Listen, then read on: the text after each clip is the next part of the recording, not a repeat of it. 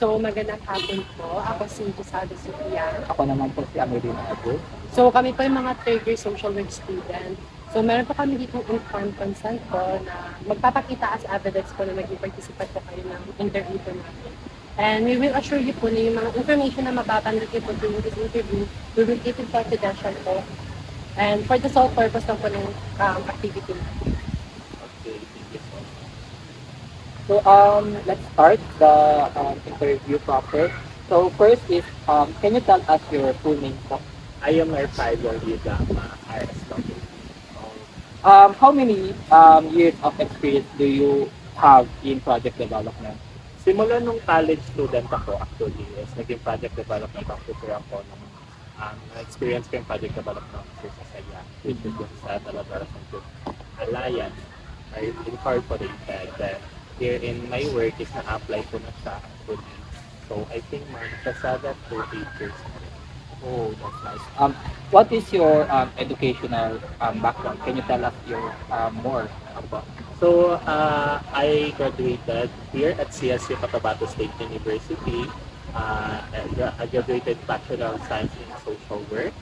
Then, recently passed the board exam last year, September 23, 2024. Oh, that's nice.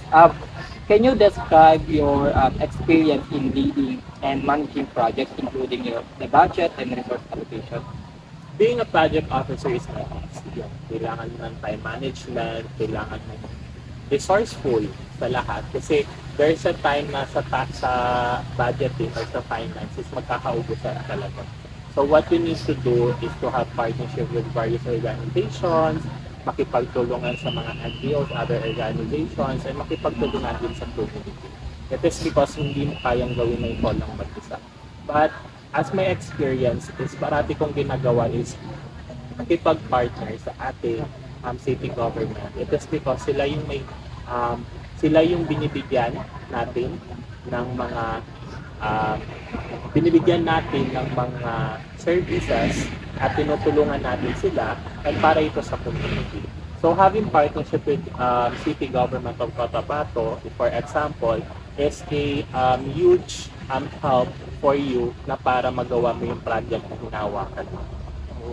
So, based on your experience, can you provide examples of successful projects you have developed in Spanish? One of the successful project na nahawakan namin as organization NME is the Project Gearing Up. So during that time, Project Gearing Up is for the debunking or giving information about the 11596, the RA 11596 or the CFM or Child Early and Forced Marriage. So during that time is, yes, we are in BARM, so na rampant dito yung ating Child Early and Forced Marriage. So ang ginawa namin is nakipag-partner kami with ulama, priest, para malaman namin ano ba yung tama ng pagpapakasal sa mga youth. Ano ba yung tamang edad na pagpapakasal? Ano ba yung dapat na hindi ginagawa sa pagpapakasal ng mga bata? Kasi with that is natutulungan natin na intindihan ng mga matatanda na yung pagpapakasal sa mga bata is hindi siya tama. It's not because kinakalaban natin yung religion, but it is because meron scientifically explanation na kung saan is hindi pa ready ang mga bata sa parenting, sa pagbubuntis ng babae. So hindi yun yung mga kinoconsider natin, bakit natin nilalabi yung RA 11596 o bakit natin binibigyan ng information ng mga tao. And marami rin katanungan nung that time na Muslim ka, bakit mo yung ginagawa, di ba bawal yan, yung ganyan. However, in-explain na natin sa kanila bakit siya sinusulong, bakit siya binibigay yung information sa mga tao, sa community, is naiintindihan nila along the way na ano yung importansya ng batas na yun. And they support that, na sinusuportahan na nila yung batas na yun. Sa pamagitan nun, I think, hindi naman sa lahat ng panahon isusuporta lahat ng tao doon sa project mo. However, kung marami sumusuporta, I think for me, is successful yung project na ginawa mo. Alright, so that's good. No? Thank you so much for sharing that successful project. So, as a project development officer, can you provide what are your key strengths and weaknesses? One of my key strength is siguro yung mga knowledge ko nung college student ako while joining or being member affiliate sa iba't ibang organization. Yun yung isang strength ko kasi nalaman ko anong dapat namin gawin, anong dapat yung gawin as project officer kasi nakipag-partnership na ako with Save the Children, Forum DFD, another organization, yung mga ganun. So nalalaman ko na anong mga dapat gagawin. My weaknesses is siguro as a person is yung hindi ko kayang magtrabaho ng mag-isa lang. I really need help kasi I really believe na kasi merong organization na isa ka lang maghawak. However, meron kang community to help you. That's why there's organizations that you can tap. There's volunteers that you can talk to para tulungan ka. That's why, like for example, sa U-Report, di ba? Isa lang naman ang humawak ng U-Report na project officer. However, sa UNICEF ito sa na project, however, ang ginagawa nila ngayon, ang ginagawa namin ngayon, is yung pag-tap sa mga college students na maging U-Reporter volunteer na kung saan meron kami online na ginagawa at gagawin pa in the near future. So yung mga ganun ng mga bagay, yun yung kailangan gawin. Kasi kailangan kung may weaknesses ka sa person as a project officer is alam mo na yung solusyon. So yun siya, yun yung mga ginagawa. So thank you so much for your insightful information. So we would also like to ask about your skills and qualification po. So how would you rate your ability po to communicate effectively with stakeholders, with your clients, team members, and also senior management po? For me, I would rate myself flat A. Yes, kasi I believe there's room for improvement also. And kung nakikita ko naman sa trabaho ko, sa mga pinapagawa sa akin, all of them, alhamdulillah, are successful at nagagawa ko naman. So, I think giving myself a 8 is, it's okay because again, there's a room for improvement. Thank you for that. Pwede niyo rin po bang i-describe yung experiences niyo in conducting feasibility studies and developing project proposals? Okay. Feasibility studies and developing project proposals, isa yung sa pinakamahirap. Kasi kailangan mo intindihin what all about the projects. Kailangan mo kunin kung ano yung gusto ng mga donors. Kailangan mo kunin ano yung gusto ng organization na gagawa nun at magbibigay ng fund doon. However, the thing is, kung merong kang passion at yung drive mo to do and to help the communities nandoon, hindi ka mahihirapan. It is because, again, yung problem naman na bibigyan mo ng solusyon is nandoon na. Alam mo, kung paano mo naman siya ginagawa, is having cooperation with the community. Kasi sila ang may problema, sila din dapat ang makakabigay ng solusyon. Ano yung mga ideas na pwede gawin kasi sila nga yung first-hand experience, may first-hand experience. So as you, as a project officer, or ikaw yung gagawa ng feasibility study, yung mga ganon, so kailangan mo makipag-cooperate with various organization, anong dapat na gawin, ano yung mga existing na studies na pwede mong gamitin kasi hindi ka pwedeng mag-rely on yourself. It is because, again, some problem or some ng mga projects is kailangan mo talaga ng tulong sa community and also sa other organizations. Thank you for that.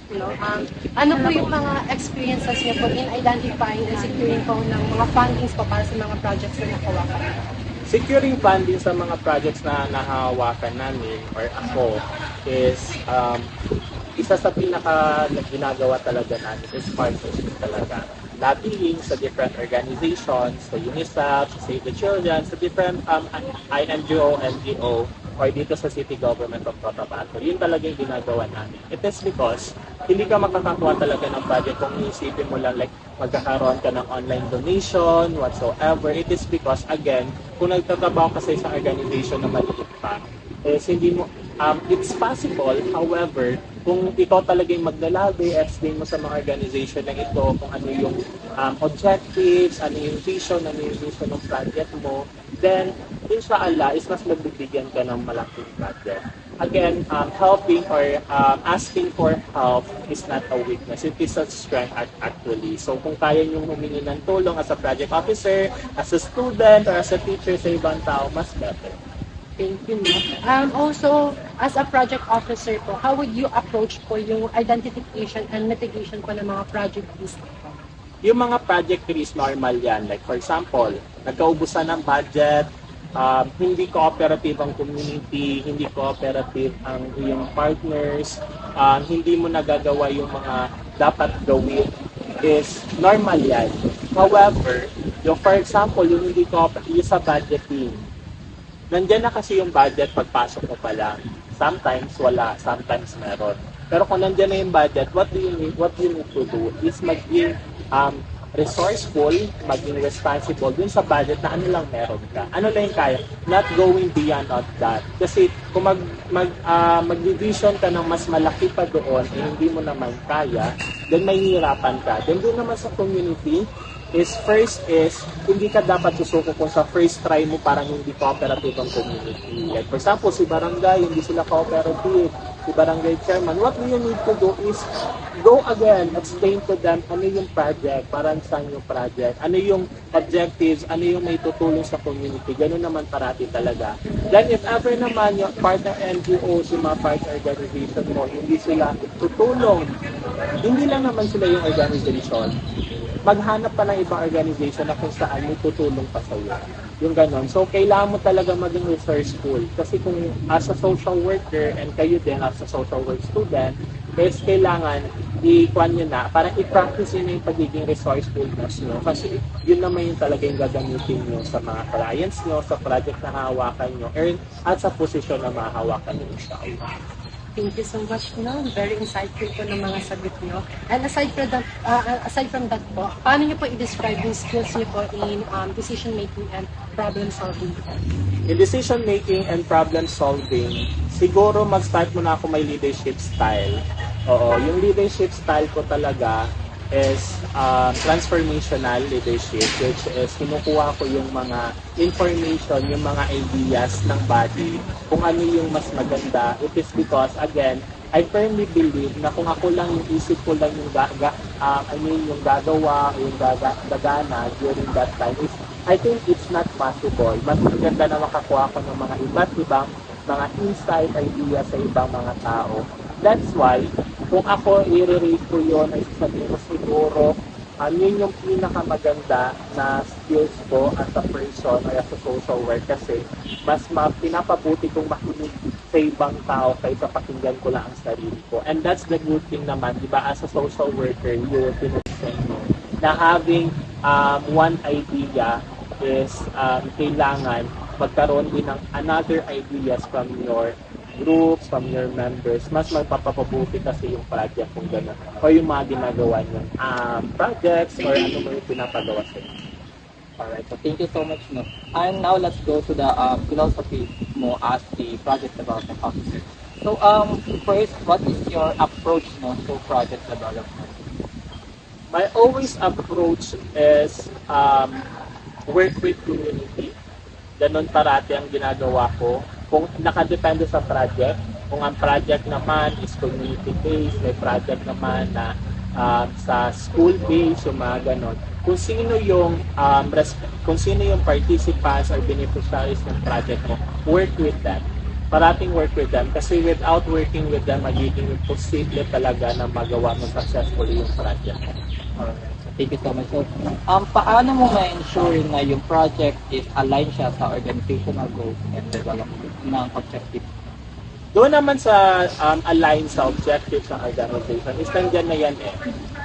Hindi naman kukuha yung isang organization ng isang project na hindi naman align sa kanila. However, merong ibang organizations na gusto nilang umalis doon or beyond doon sa scope ng organization nila. Pwedeng possible yon. However, kung magtatabaho ka sa ibang organization, is ganun talaga eh. Kung ano lang yung scope nung organization nila, nandun lang yung projects na kinukuha nila. So for me, is going back doon sa mission and vision ng organization, Like, kahit ano man yan, gano'n man yan kalayo or gano'n man yan kahirap yung project na hinawakan mo, is going back doon sa mission and vision ng organization na kung saan ka, is doon mo ma-align at doon mo maintindihan kung ito ba dapat tama ba to, ito ba dapat ang gagawin ko, and always asking your co-organization, your co-members or co-offices kung ano ba yung dapat na gawin.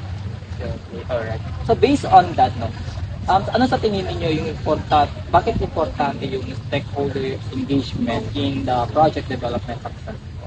Stakeholder engagement is one of the important na characteristic na ginagawa natin kapag may hawak tayo ng project. Like for example, kung merong isang project na kailangan ng ang community, like for example, ang beneficiaries mo is community. So, kailangan mong dumaan ng barangay.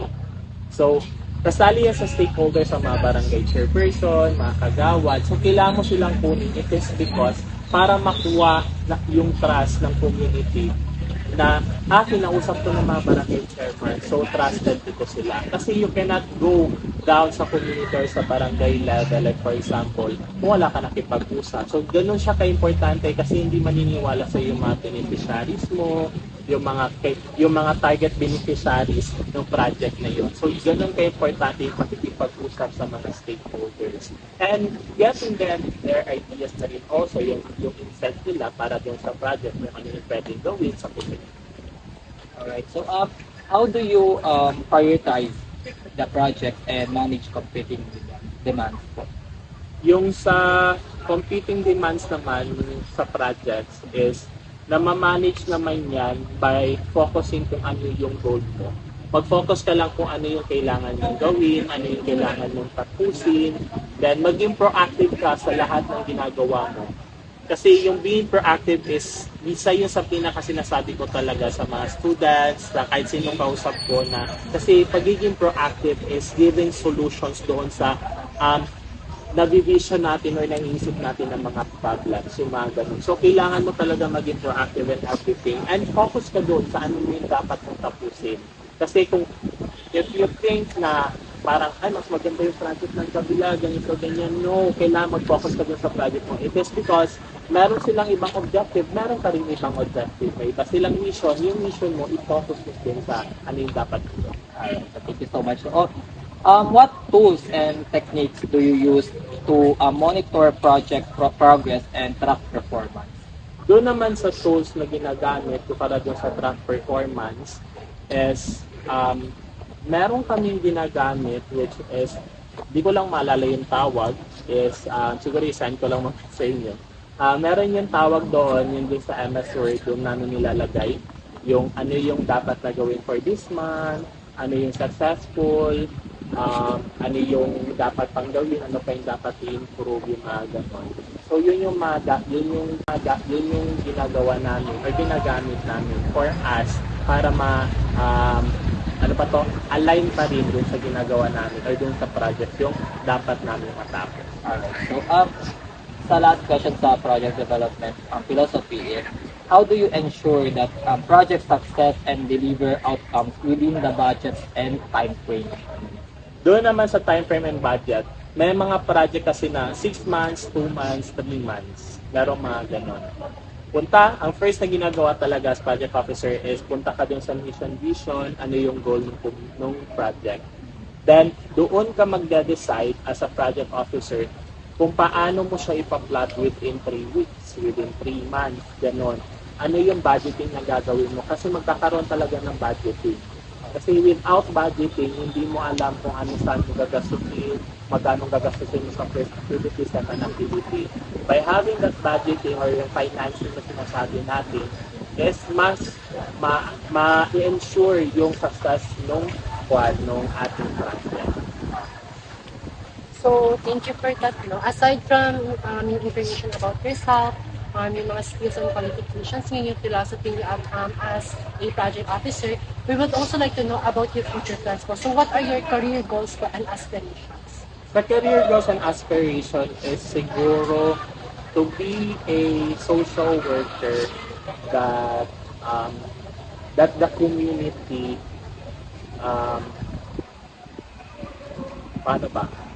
to be a social worker that the community To be a social worker, be there for the community. Ganon. Parang social worker na parating lang dyan para sa komunidad. Yun lang naman yung gusto kong gawin. Then, kaya ko rin naman kinuha yung social work is because of that, because of my organization, kung paano yung problem na nakikita namin as organization sa community. So, yun yung vision ko o yun yung gusto kong kamtan in the near future. But as a personally talaga, is gusto ko talaga is yung parang magkaroon ng project na kung saan yung mga kabataan yung mahawak. Yun talaga yung gusto kong mangyari, which is nangyari kasi sa amin may mga projects na hinahawakan kami ng youth pa kami, youth leaders sa community, may project kami. And the impact sa akin sa sarili ko mismo is maganda. So, nakikita ko na if ever nabigyan natin ng mga projects yung mga youth sa community, yun yung mga pag-asa talaga na ma-enlighten sila, ano yung dapat gawin, and in the near future, pag nagkaroon na sila ng posisyon, is mas magagawa nila ng paraan, mas mapapaganda nila yung mga trabaho. That's very inspiring. So, also, how do you see yourself contributing to the organization or agency you're working with? Sa akin naman is, I see myself as a active na member or employee ng organization or kung saan ako nagtatrabaho. Kasi kung ano may yung skills na meron ako, ideas na meron ako, sinasabi ko naman at binibigay ko sa kanila, all yung pagiging editor, hindi ko nga alam anong posisyon ko ngayon, editor, naging MC, nagiging social worker, yung mga ganon. So, kailangan kung ano yung meron, ibigay mo sa office na, kasi the office na tumanggap sa iyo or kinuha ka, trusted you. So, ikaw din na merong skills, meron kang ideas na ikakaganda ng office or ng service ng office, kailangan mo din ibigay sa kanila. Kasi, ang isa naman talaga na dapat isipin ng isang worker is nagtatrabaho ka not for the office, it is for the community or din sa mga clients or beneficiaries mo. So, kung yun ang titignan mo, kung yun ang iisipin mo, I think sa akin kasi yun yung iniisip ko and nagiging successful yung ginagawa ko. At kasi ang iniisip ko is para sa beneficiaries, para sa mga participants, para sa community. So, thank you so much po. So, that concludes po our interview. So, Thank you so much for your time and effort po. Yeah, so thank you so much. Good luck sa inyong schooling. Yes, and inshallah kayo naman yung interviewin ng mga students as project officer, inshallah. And good luck to you. Thank you so much po. Maraming salamat. and meron po kami. Pero po kami ibibigay na token. Yes, thank you so much. Wow, 10,000. Yes, maraming salamat, Abs, and pinaka-pretty.